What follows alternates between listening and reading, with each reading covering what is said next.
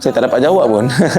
Tapi for me soalan tu dalam kan, because of dia cakap pasal mak kan, semua orang sensitif sebenarnya, lagi-lagi orang yang hilang mak kan. So apa yang saya rindu kat mak saya semua benda-benda yang saya tak suka lah, obviously. Ini saya jujur lah. Kalau saya boleh jumpa Darni cakap dengan dia kan, saya cakap benda tu lah.